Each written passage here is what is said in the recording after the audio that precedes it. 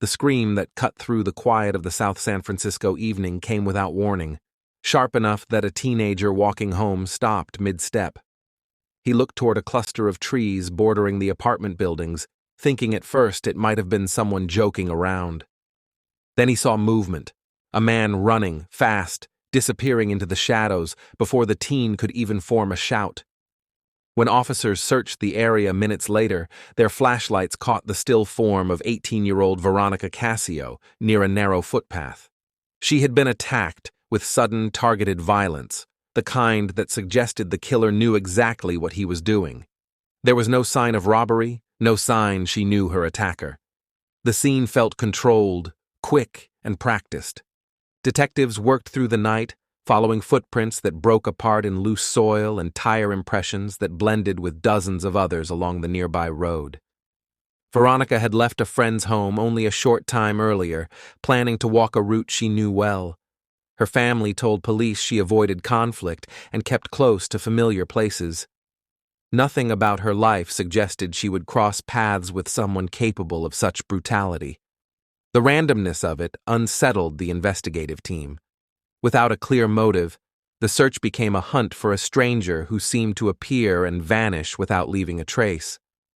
2 weeks later, fear in the community deepened when 14-year-old Tanya Black was found in San Mateo, killed the same way, attacked with a knife, left in a secluded area near a high school. Detectives from multiple jurisdictions gathered around a table and compared details. Both victims were young, traveling alone, and ambushed with precise, rapid aggression. The attacks took place in public spaces, but at moments when no one was close enough to intervene.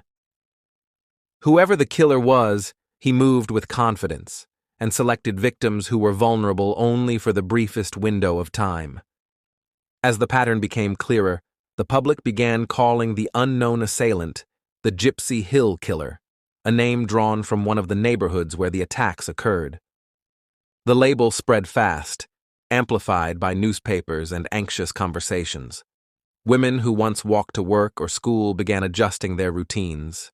Parents insisted on driving their daughters everywhere. Police patrols multiplied, and investigators looked into every known offender in the region. Each promising lead dissolved under scrutiny. The killer stayed invisible. In April of the same year, the violence seemed to leap across state lines.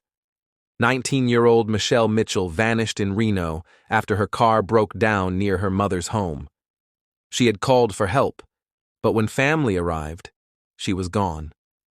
Her body was found nearby soon after.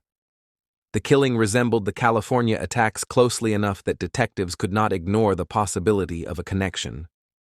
The idea that the same predator operated across hundreds of miles made the investigation even more complicated.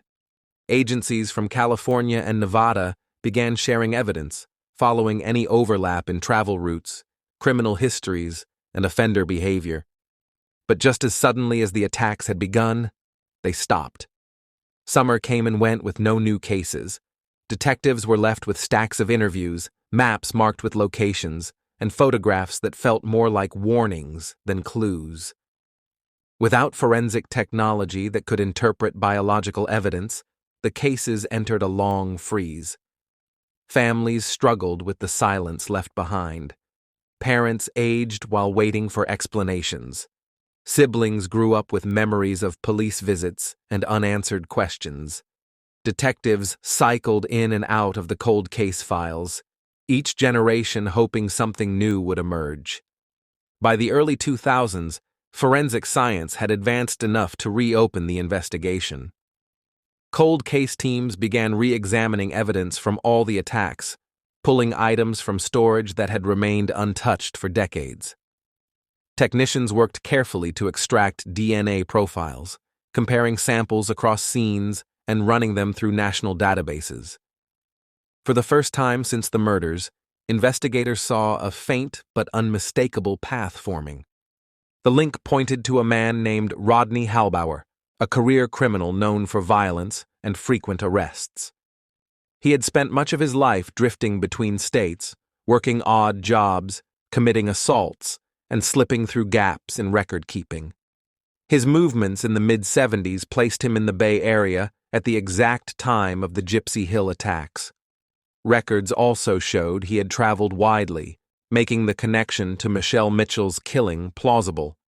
His history of aggression mirrored the pattern detectives had reconstructed from the scenes: sudden attacks, fast escapes, and an ability to blend into the background. By 2015, DNA matched him conclusively to multiple victims. Investigators traveled to Oregon, where Halbauer was incarcerated, to question him. He denied involvement, repeating the same stonewalling he had used in past cases. But unlike the 70s, the evidence no longer depended on recollection, witness memory, or circumstantial patterns. The DNA from the Gypsy Hill scenes spoke with clarity that no interview could contradict. Building the prosecution took time. Investigators revisited witnesses who had not spoken about the case in decades. Families sat through meetings that reopened old grief, preparing to face the man believed responsible for the deaths of their daughters and sisters. Detectives reconstructed the timeline of Halbauer's life, piecing together employment records, arrest logs, travel patterns, and any trace that might illuminate his connection to each victim. The work was slow, often painful, but crucial for cases that had waited so long. When the trial began, the courtroom filled with people who had lived with uncertainty for most of their lives. Some were parents whose health had weakened with age. Some were siblings who barely remembered the victims, except through photographs. Prosecutors laid out the case with a mix of modern forensic science and historical investigation. The jury heard how the attacks linked together, how Halbauer's movements aligned with each scene, and how the DNA evidence tied him to crimes once thought unsolvable. In 2018, more than 40 years after the first attack, the verdict finally arrived. Halbauer was convicted of multiple murders tied to the Gypsy Hill killings. The judge sentenced him to life in prison, ensuring he would never leave custody again. The families sat quietly as the decision was read. Some cried. Others closed their eyes, absorbing the weight of the moment. Justice had not come quickly, and it did not erase the loss, but it brought an end to a mystery that had shadowed their lives for decades. Long after the courtroom emptied, detectives reflected on how close the case had come to slipping away forever. The evidence had survived only because it had been stored carefully, preserved through years when its purpose seemed uncertain. The families who had waited decades finally had answers, and although nothing restored what had been taken from them, truth replaced silence. The Gypsy Hill Killer, once a faceless figure who moved through neighborhoods unnoticed, was no longer a ghost in the files. The truth, delayed but undeniable, had come to light, giving families and investigators the closure they had long been denied. Thank you for listening to The Lantern's Tale. Subscribe for more true stories, if you dare.